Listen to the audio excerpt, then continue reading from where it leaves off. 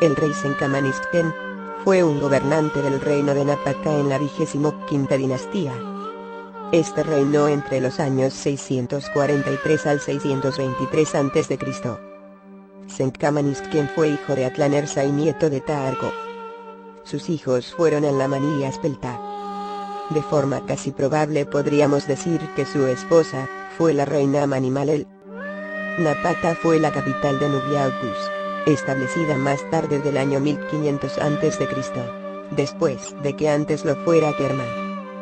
Fue fundada por los egipcios, concretamente por Tutmosis III, como centro administrativo en el 1460 a.C., pero nunca tuvo estas funciones.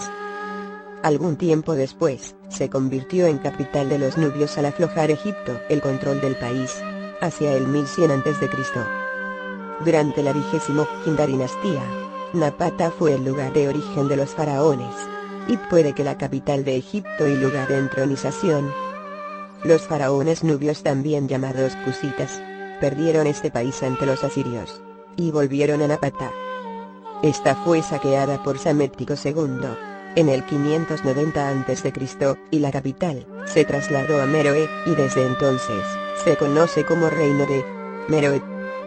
En el año 24 a.C., fue saqueada por los romanos bajo el mando de Publio Petroni, también llamado Petronius. Su necrópolis principal fue el Curru, que después fue sustituida por Nuri y por Sanamaburam. En Ebel Barkal también hay pirámides y tumbas, además de 13 templos y 3 palacios. La historia del antiguo reino de Kus se puede dividir en 2 fases, la napatiense y la meroítica. La etapa napatiense tenía todavía una fuerte imprenta egipcia. Se sepultaba al rey en la necrópolis de Napata. A partir del 300 a.C., se empezó a sepultar a los monarcas en Meroe, lo que marca el cambio de periodo.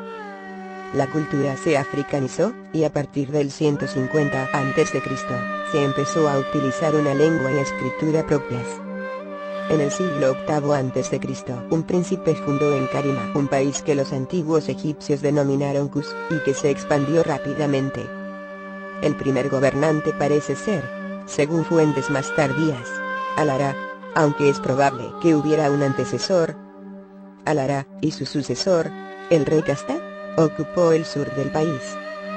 Su sucesor, Pianji, conquistó en una campaña posterior toda la región, más allá de Tebas, pero parece que no pudo ejercer un mandato permanente, aunque su sucesor, Sabaka, se afianzó en el mando.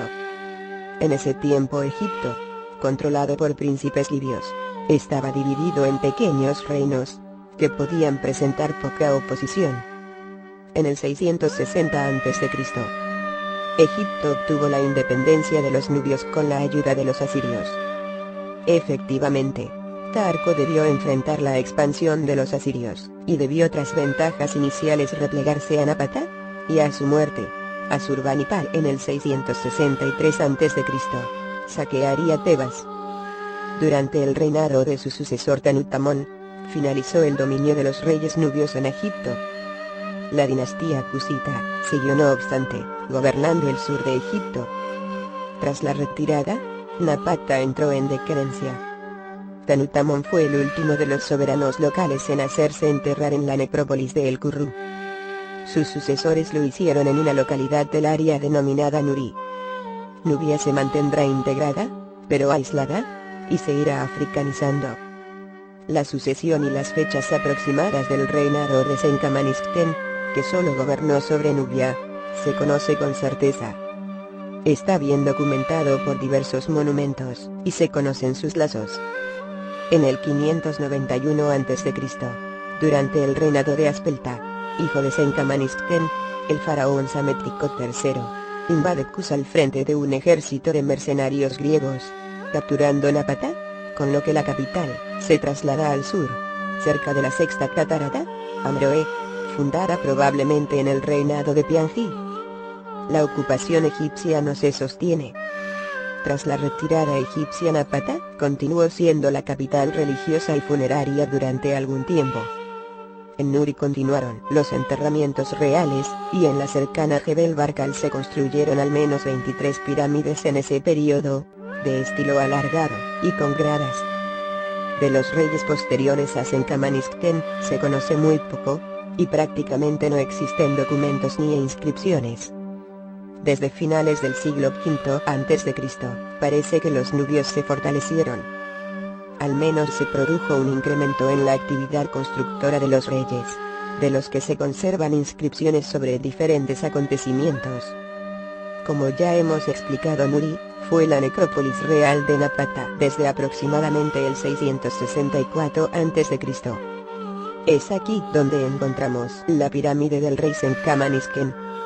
En el interior de su pirámide, denominada la pirámide número 3, más de 1300 usebtis formaban parte de su ajuar funerario. Básicamente, podemos encontrar tres tipos de usebtis: los de terracota esmaltada de pequeña y mediana estatura, y otros realizados en serpentina. Los antiguos nubios incluyeron usebtis en sus sepulcros solo durante el periodo Napata, alrededor del 750 al 270 a.C. Estas figuras funerarias se basaban en los usebtis egipcios, pero se diferencian de ellos en algunas de las características de su iconografía. Una de las principales diferencias es la gran cantidad de figuras que se introducían en las tumbas. Sí que podemos decir que su función, se supone, era la misma que la de los antiguos usebtis egipcios. Aunque el número total de figuras varió en los diferentes periodos de tiempo. Al igual que en el caso de los usebtis del rey Taharqa, abuelo de Senkamanishken, podemos decir que todos ellos presentan un patrón iconográfico muy parecido. Normalmente se representan con la imagen del rey, los útiles típicos de labranza tales como las asadas. Y en la parte baja, siempre aparecen inscripciones jeroglíficas. De forma muy frecuente encontramos pasajes del capítulo 6 del Libro de los Muertos. Aunque también se aprecian inscripciones con el nombre del rey difunto, e inscripciones con el nombre de sus descendientes. Como ya hemos dicho, estos usebtis representan la imagen viva de un rey ostentoso y poderoso. En casi todos ellos, se puede apreciar la barba ceremonial o siriaca. En una gran parte de ellos, podemos apreciar la utilización de la doble uraeus, un símbolo de dominio sobre el Alto y el Bajo Egipto, emblema protector de los faraones, quienes eran los únicos que podían portarla como atributo de realeza.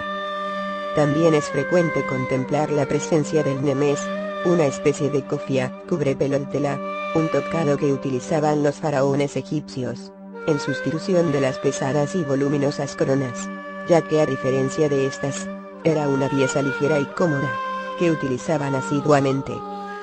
Por los demás, se siguen representando de forma momiforme, aunque en este caso de una forma más estilizada, y con la aparición de sus extremidades.